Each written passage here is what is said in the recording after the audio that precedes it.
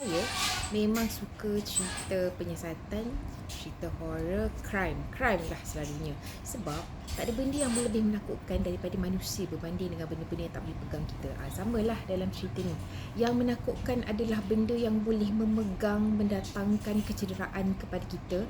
Lagi menakutkan, kita ingat dia ni nampak macam normal je, macam tak ada masalah. Tapi dia sangat bermasalah dan mendatangkan masalah. Banyak pula introduction dia.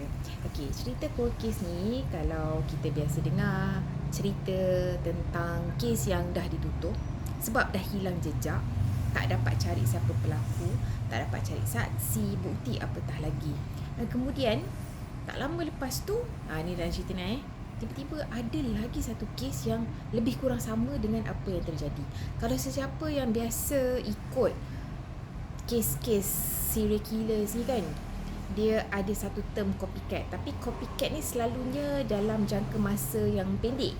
Dan dalam cerita ni juga, dia mencari sama ada ini copycat ke atau betul-betul pelaku dia. Sebab yang dituduh tu Adam tu, terus cerita lah Adam tu dia dekat dalam penjara dan dia ditahan, dirawat. Tapi kenapa masih ada lagi mangsa, masih ada lagi kes-kes di mana badannya rompong. Rompong ni kena tahulah maksud rompong tu macam mana, adakah di luar ataupun di dalam.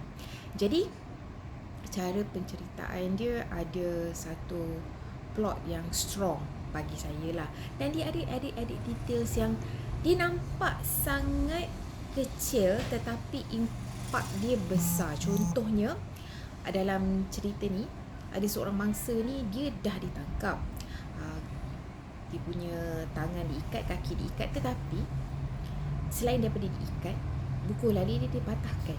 This adalah small details yang bila kita fikir balik, memanglah dia berlaku dekat dalam dunia nyata lah, sadly. Tetapi ini adalah satu benda penelitian, benda yang kecil-kecil tetapi kesan dia besar di dalam cerita ni. Okey, kita boleh namakan sebagai Easter eggs lah. Ada beberapa Easter eggs dekat dalam ni. Tanyalah Azmi, dia dapat daripada mana inspirasi nak dapat ataupun letakkan Easter eggs ni? Kenapa aku tak cakap Easter eggs? Easter eggs. Okay, never mind. My English to the sea. Anyways, ini adalah